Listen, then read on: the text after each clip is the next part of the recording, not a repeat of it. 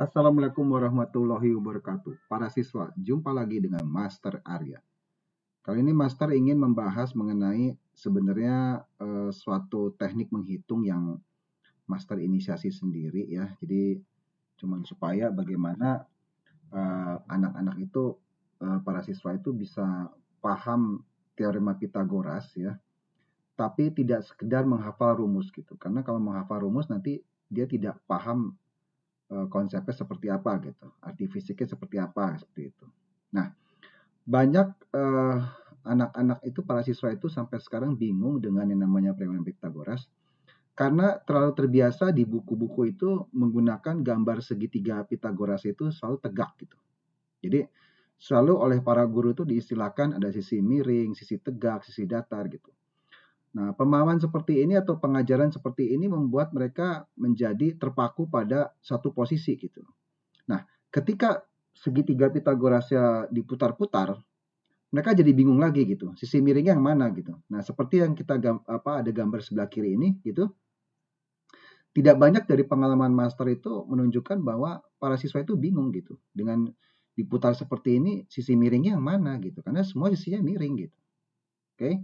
Nah, oleh karena itu, dalam hal ini master dengan inisiatif sendiri mengubah cara pendefinisiannya atau cara pemahamannya ya menjadi bukan kuadrat sisi miring gitu. Tapi teorema Pitagoras itu merupakan kuadrat sisi di depan sudut tegak lurus. Nah, atau hipotenusanya gitu. Jadi yang ditekankan itu adalah yang pertama kali harus menjadi acuan dalam membangun rumus persamaan teorema Pitagoras itu adalah dilihat terlebih dahulu sisi di depan sudut tegak lurusnya sebelah mana. Gitu. Ketika seorang siswa sudah mengetahui bahwa sisi di depan tegak lurusnya adalah misalkan dalam gambar ini adalah R, maka dengan cepat dia akan memahami bahwa namanya R kuadrat itu tentu saja adalah M kuadrat tambah P kuadrat. Seperti itu. Jadi dalam hal ini cara mengingat yang paling menurut master paling mudah diingat itu adalah teorema Pitagoras dikatakan sebagai kuadrat sisi di depan sudut tegak lurus adalah jumlah kuadrat atau merupakan penjumlahan bentuk kuadrat dari sisi-sisi yang saling tegak lurus gitu. Jadi dengan demikian kalau sisi di depan sudut tegak lurusnya ada R kuadrat, tentu saja R kuadrat ini adalah M kuadrat tambah P kuadrat. Seperti itu. Nah, kemudian lanjut kita akan membahas mengenai biasa kalau sehari-hari mungkin dikenal juga dengan istilah lain triple Pitagoras ya gitu. Tapi master lebih suka menyebutnya sebagai barisan Pitagoras gitu ya. Barisan ini uniknya terdiri dari 3 suku ya, di mana 2 suku pertamanya itu merupakan sisi-sisi atau panjang sisi-sisi yang saling tegak lurus gitu. Dan suku ketiganya adalah hipotenusa atau sisi di depan sudut tegak lurus gitu. Nah, jadi kalau seperti gambar tadi ya, kita tahu bahwa sisi di depan sudut tegak lurusnya ada R ya, maka R kuadrat sama dengan M kuadrat tambah P kuadrat. Bentuk persamaan teorema ini kalau kita jadikan sebagai baris Pitagoras itu menjadi MPR atau PMR gitu. Di mana R sebagai sisi depan sudut tegak lurus yang paling panjang itu berada paling kanan gitu. Ya. Sedangkan sisi-sisi yang pembangun tegak lurusnya yaitu M dan P itu adalah baris di suku pertama dan suku keduanya gitu. Ya. Seperti itu. Masalah MP atau PM ini terbalik tidak masalah ya. Dikarenakan sifat komutatif dari penjumlahan ya, sehingga baik bentuknya MP atau PMR itu tidak akan mengubah persamaan teorema Pitagorasnya gitu. Tapi yang paling jelas dalam hal ini aturannya adalah yang R itu adalah sisi depan sudut tegak lurusnya atau sisi yang paling panjang seperti itu. Nah, contoh barisan Pitagoras yang paling umum ya, yang sering diujikan atau terdapat di soal-soal ujian gitu ya. Bahkan sampai soal-soal yang kelasnya seperti UTBK gitu ya. Yang paling banyak dipakai itu adalah 345, 512, 815, dan 72425. Itu yang paling banyak ya. Dari pengamatan master sih itu yang paling banyak gitu ya. 345 tentu saja di dalam bentuk persamaannya adalah 3 kuadrat tambah 4 kuadrat sama dengan 5 kuadrat ya. Begitu juga dengan yang lainnya seperti itu ya. Yang jelas pokoknya untuk menggunakan teknik menghitung menggunakan triple Pitagoras atau menggunakan barisan Pitagoras ini, selalu sisi yang di depan sudut tegak lurus atau sisi yang paling panjang itu ada di paling kanan, ya, di suku ketiga gitu, ya. Nah, jika bentuk barisannya adalah MPR, ya, maka tentu saja R ini karena dia adalah hipotenusa atau sisi depan sudut tegak lurus, maka R tentu saja dirumuskan sebagai akar dari M kuadrat tambah B kuadrat, gitu. Sedangkan untuk M tinggal kita akarkan selisih kuadrat dari R dan P. Begitu juga untuk mencari P, maka dia merupakan akar dari selisih kuadrat R dan M. Gitu. Jadi satu sama lain saling bertukar gitu. Kalau yang tidak diketahui M-nya, maka kita dapatkan dari selisih kuadrat dari akar dari selisih kuadrat R dikurang R kuadrat kurang P kuadrat. Gitu, ya.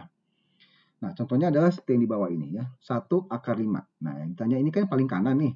Nah, yang paling kanan berarti kita harus menjumlahkan kuadratnya dari 1 dan akar 5 ya. Jadi kalau kuadrat itu 1, kuadrat akar 5 adalah 5, maka tentu saja yang ditanyakan ini adalah sisi yang terpanjang atau sisi di depan sudut tegak lurus, yaitu akar dari 1 kuadrat tambah akar 5 kuadrat, yaitu akar 6. Ya, seperti itu. Nah, sebenarnya teknik menghitung cepat menggunakan barisan Pitagoras ini menggunakan yang namanya prinsip kesebandingan, gitu. Ya, maksudnya prinsip kesebandingan apa? Maksudnya begini, ya. Jika kita punya persamaan M kuadrat tambah P kuadrat sama dengan R kuadrat, gitu ya. Dalam hal ini kita masih berpegangan pada bahwasanya R kuadrat ini adalah sisi depan sudut tegak lurus ya, yang terpanjang, gitu, ya. Nah, kemudian kalau semua suku dan ruas ini kita kalikan dengan K kuadrat ya, suatu konstanta gitu, maka kita akan buat sesuai dengan prinsip perpangkatan ya. Itu K kuadrat kali M kuadrat menjadi K kali M dikuadratkan. K kuadrat kali P kuadrat menjadi K kali P dikuadratkan gitu. Begitu juga dengan K kuadrat kali R kuadrat, itu tak lain adalah K kali R kuadrat ya. Jika kita anggap K kali M ini adalah A gitu ya, K kali P adalah B, K kali R itu adalah C gitu ya. Maka sebenarnya persamaan M kuadrat tambah P kuadrat sama dengan R kuadrat ekivalen dengan yang namanya A kuadrat tambah B kuadrat sama dengan C kuadrat gitu. Jadi K ini sebenarnya tidak lain adalah FPB dari A, B, dan C gitu. Seperti itu. Ya. Jadi prinsipnya kalau bisa dibilang dengan istilah lain juga mungkin prinsip skalar ya. Jadi yang M diperbesar atau diperkecil menjadi KM, P menjadi KP, R jadi KR gitu. Sehingga akan didapatkan A kuadrat tambah B kuadrat sama dengan C kuadrat. Oke, seperti itu. Nah, ini juga menunjukkan bahwa sebenarnya terjadi yang namanya secara implisit ya. Kita juga sedang membicarakan yang namanya segitiga yang sebanding gitu ya. Segitiga yang diperbesar atau diperkecil gitu. Ya. Dengan sisi-sisinya semuanya dikalikan dengan konstanta yang sama seperti itu. Nah, mari kita coba tinjau beberapa kasus ya. Misalkan ditanyakan kita akan mencari hipotenusa ya. Jadi karena tanda tanya itu ada paling kanan, jadi kita akan cari yang paling panjang gitu ya. 52 sama 39. Berapa ini ya? Kalau kita menggunakan teorema Pitagoras langsung ya, akar dari 52 kuadrat tambah 39 kuadrat. Tentunya ini cukup merepotkan para siswa ya, karena mereka harus bekerja dengan angka yang mulai besar gitu ya. Nah, untuk supaya bisa menghitung cepat ya dan mudah ya, dicari dulu aja gitu, apakah 52 dan 39 ini punya FPB. Nah, kebenaran dalam hal ini contohnya adalah FPB-nya 13 ya. Maka kalau kita bagi setiap suku dengan 13 gitu, 52 bagi 13 4, 39 dibagi 13 adalah 3 ya. Maka tentu saja kalau barisan Pitagorasnya 4, 3, dan 5 ya, itu kita kenal kan 3, 4, 5 ya. Jadi 4, 3 dan 5 pun sama dengan 3, 4, 5 gitu ya. Yang penting sama-sama angka yang terakhirnya 5 gitu ya. Jadi 4, 3, 5 itu sebenarnya mewakili dari Pitagoras 3, 4, dan 5 gitu ya. Setelah kita mendapatkan 5 ya, maka tinggal kita kalikannya dengan 13. Karena tadi kan kita membagi dengan 13. Nah, untuk membaliknya kita kalikan dengan 13. Dapatnya 65 kan 5 kali 13. Nah, dengan demikian hipotenusa yang dicari itu adalah 65. Nah, terlihat di sini bekerja dengan deret Pitagoras yang lebih kecil itu lebih mudah ya dibanding kita harus langsung mencari hipotenusanya dengan bentuk penjumlahan kuadrat gitu loh. Seperti itu. Contoh lain misalkan, ya, kita akan mencari salah satu sisi yang membentuk sudut tegak lurus gitu, dimana diketahui sisi yang lainnya 34 dan hipotenusanya 51. Nah, bagaimana untuk mencari sisi yang satu lagi ini? Kalau kita langsung bekerja dengan menggunakan akar dari 51 kuadrat kurang 34 kuadrat, tentunya ini cukup